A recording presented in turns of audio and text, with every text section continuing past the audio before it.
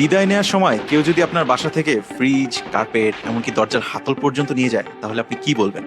ভালোবাসা নিয়ে গিয়েছে। 12ই মার্চ 1972 ঢাকা স্টেডিয়ামে ভারতীয় বাহিনীর বিদায় কুচকাওয়াজে শেখ মুজিবুর রহমান বলেছিলেন, ইচ্ছা থাকলেও বাংলাদেশের জনগণ তাদের আতিথেয়তার হাত আপনাদের দিকে প্রসারিত করতে পারে। আমার অনুরোধ, আপনারা বাংলাদেশের মানুষের ভালোবাসা সঙ্গে করে নিয়ে যান। কথাটা সুন্দর, কিন্তু সমস্যা হলো তারা শুধু ভালোবাসা সঙ্গে করে নিয়ে যায়নি। ভারতীয় বাহিনী ফিরে যাওয়ার সময় ভালোবাসার সাথে বিপুল পরিমাণ সম্পদ লুটপাট করে নিয়ে যায়। কিছু শিখ অফিসার ও তাদের জওয়ানেরা যশোর, কুমিল্লা, ঢাকা ও চট্টগ্রামের ক্যান্টনমেন্টে এবং খুলনার বিভিন্ন ফ্যাক্টরি ও কারখানায় লুটপাট শুরু করে। সেই সময় সদ্য স্বাধীন দেশে ভারতীয় বাহিনীর এই অস্বাভাবিক লুটপাট দেখে বিদেশিরা অবাক হয়ে গিয়েছিল। ব্রিটিশ নিউজ পেপার গার্ডিয়ানে বলা হয়, মিল ফ্যাক্টরির মেশিনারি ও যন্ত্রাংশ পর্যন্ত লুটপাট করে ভারতীয় সেনারা। পাকিস্তানি বাহিনীর অস্ত্রশস্ত্র ছাড়াও খাদ্যশস্য, পাট, সুতা, যানবাহন, এমনকি সমুদ্রগামী জাহাজ, কারখানার মেশিনপত্র ও যন্ত্রাংশ পর্যন্ত লুট করে। সব মিলিয়ে তখনকার হিসাব অনুযায়ী লুট করা এই সম্পদের মোট মূল্য ছিল প্রায় $2.2 বিলিয়ন।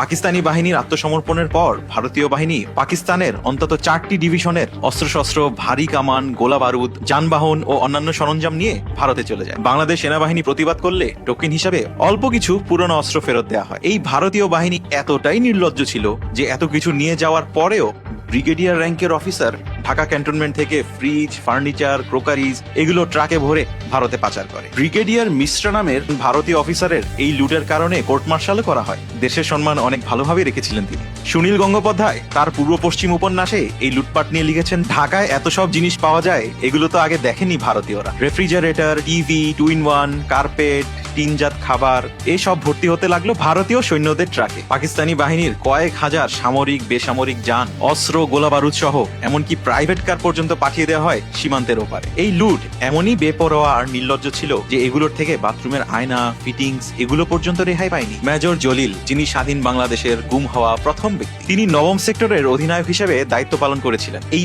অদ্ভুত পরিস্থিতির মধ্যে তিনি খুলনায় দাঁড়িয়ে একাই দেশের সম্পদ রক্ষার লড়াই করে গিয়েছিলেন। তিনি নিজের সামর্থ্য অনুযায়ী যে কয়টি গাড়ি রক্ষা করতে পেরেছিলেন সেগুলো রিকুইজিশন করে তিনি সার্কিট হাউসে মুক্তিযোদ্ধাদের তত্ত্বাবধানে রেখে যান।